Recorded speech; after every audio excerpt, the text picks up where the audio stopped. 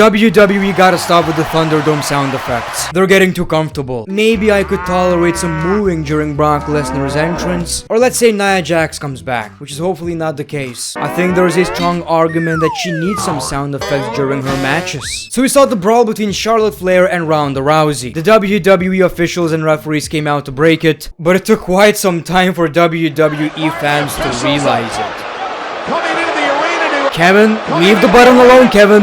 Leave the button alone. It's time to face the WWE. People don't care about this rivalry. Acknowledged. But welcome back to another episode of Greatness of SmackDown, ladies and gentlemen. I think this SmackDown, it didn't feel important. We didn't get anything new. Nothing was really built. But I did find it entertaining, mostly for Sami Zayn, the tables match, and the RK Bromore segment. I should get sued for that name.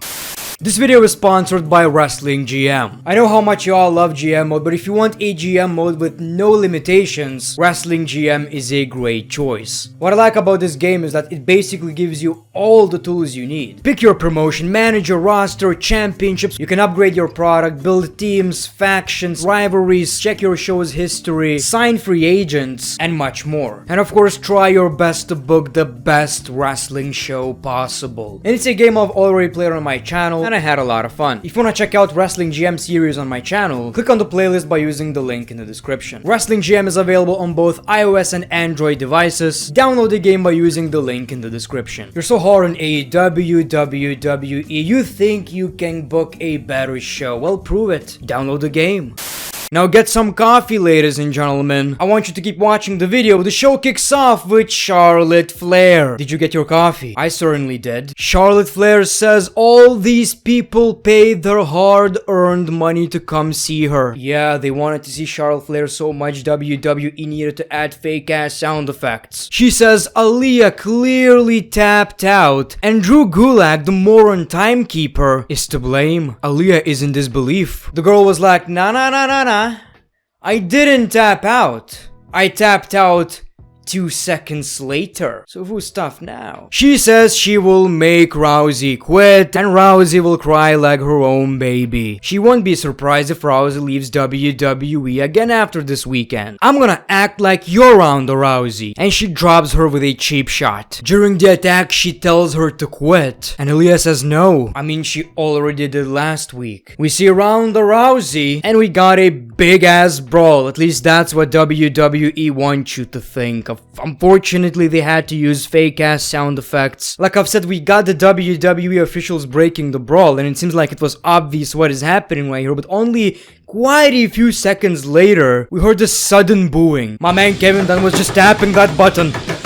Louder! Then it's exactly what we've seen for the past month or two from this rivalry. Nothing new here. Sorry, I'm in a bad mood. I just don't like my wrestling starting with Charlotte Flair. I'm sick of it. I feel like I'm watching the same episode every week. Then we saw Sasha Banks versus Shayna Baszler. I don't need coffee for this one. So this was a nice little match. It actually took me by surprise because I did not expect Shayna Baszler to win. But we got a roll-up. Shayna Baszler used the ropes. Natalya helped her, and Shayna Baszler took the W. After the match, Natalya and Shayna Baszler attack Team Glow again. Is that their name, by the way?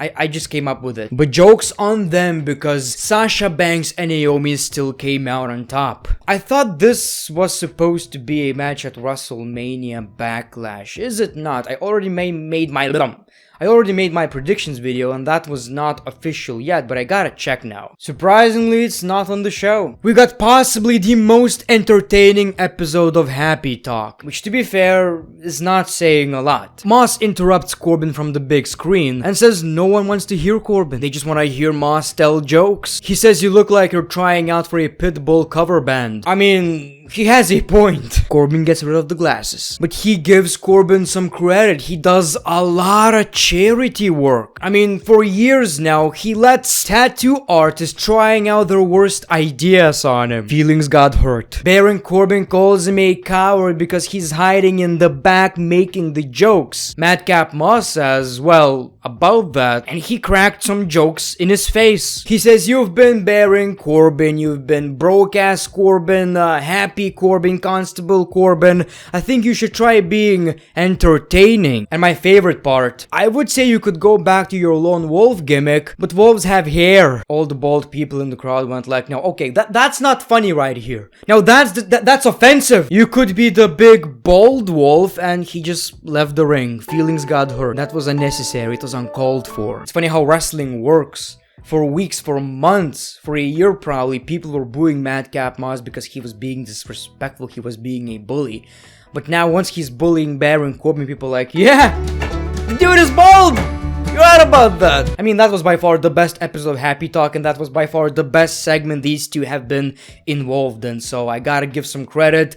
This was pretty entertaining. I mean, the jokes aren't necessarily that funny, but in wrestling, compared to everything else, it kinda works. Drew Gulak wants to be a wrestler again. He feels confident. Well, not for long. And obviously, Gunta beats the living crap out of Drew Gulak. Gunta takes the W, and that was basically it. Okay, I complain about all of these jobbers matches, but at least we got someone who's a legit WWE wrestler, Drew Gulak. Unfortunately, he's buried. He does deserve a lot more, but that was something different. But, you know, here's the thing with Veer Mahan and Gunta, Wota. I don't know. I want them to be in serious rivalries. That's the only way I'm going to care about them. I care. Veer Mahan, my homie, my boy.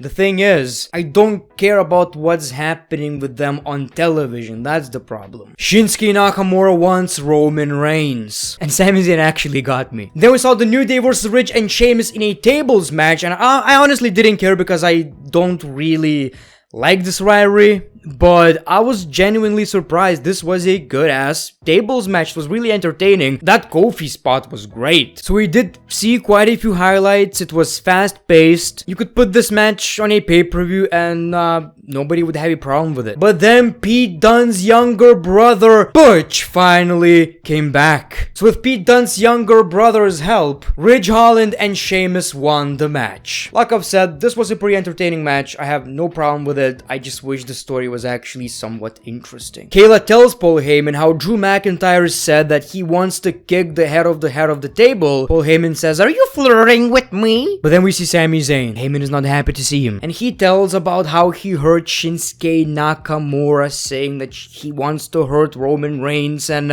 he says, "I'm a locker room leader and I want to help Roman. I'm just like you, Paul. I'm just like you. Please tell Roman I'm going to take care of this. Just tell Roman, okay? Please tell Roman." And Heyman's like, "Of course, thank you." But he was glad when Sami Zayn left. It's kind of an interesting side story, you know, it's not even a storyline, but Sami Zayn sucking up to the bloodline and actually not getting anything in return. That's actually kind of funny. Sami Zayn asks for a match against Shinsuke Nakamura, and Adam Pearce says, "Let's do it tonight." Then we saw another promo by Lacey Evans, and she was finally being introduced. She came out like an American hero, and that was it. I mean, I kind of feel confident about it. She has the look. She's okay in the ring. She kinda looks badass. Not sure about the theme song yet. It seems like WWE are really invested though, so hopefully it's gonna work. I always found her to be pretty entertaining. Then we saw Sami Zayn versus Shinsuke Nakamura. Pat McAfee is dancing and Sami Zayn is offended. It was kinda interesting seeing this match because 5, 6, 7 years ago, you know, back in NXT, this was like possibly in the top 3 matches of the year. This was more of a regular SmackDown match, if anything. We saw a Helluva kick at ringside, and Sami Zayn took the W. I guess we can say with all the confidence, Shinsuke ain't facing Roman Reigns anytime soon. The highlight of the show, however, was RK Bro and Drew McIntyre acknowledging everything. Acknowledge! Whoa. Before we get into the Tribal Chief and the Usos, let's talk about things we acknowledge. I acknowledge that Randy Orton is my best friend. Acknowledged. I acknowledge that I still have Drew McIntyre's handprint on my chest, and I beat him for the WWE Championship. Acknowledged, yes, that happened. And Drew McIntyre says, "I acknowledge that I took the championship back." Things almost got heated, but thankfully we have Riddle. Yeah, acknowledged, but also remember we acknowledged to let bygones be bygones. Acknowledged. They're on the same page. Hatred for Roman Reigns brings people together. I also acknowledge that Randy has the most muscular legs. Drew, yours are thicker, but Randy's are, more vascular. I acknowledge that the sky is blue and the grass is green and that the Usos have their lips glued to Roman's ass. We're a team now. This is gonna be a joint decision. Riddle is happy to hear that. Now we know why Randy Orton and Drew McIntyre actually get along. Seems like that also brings people together. Andrew says we all acknowledge that Roman Reigns is the biggest piece of crap walking on this planet. And then we see Roman Reigns. He was about to say something, but decided that it was time to fight. So we saw a big brawl between the two teams, and we saw an unbelievable spot of Randy Orton dodging Roman Reigns straight into the Claymore. Roman is hearing colors right now. And that was your show, RK Bro and Drew McIntyre standing tall. It was kind of a decent episode, not in terms of storytelling or anything like that. We just saw quite a few funny moments. And like legit funny WWE stuff, which doesn't always work. Let's just say it's not the worst WWE go-home show I've seen, especially lately. So that was your SmackDown. Thank you for watching. Let me know your thoughts in the comments below. The Great One. Peace, love, and hugs. It's been a pleasure.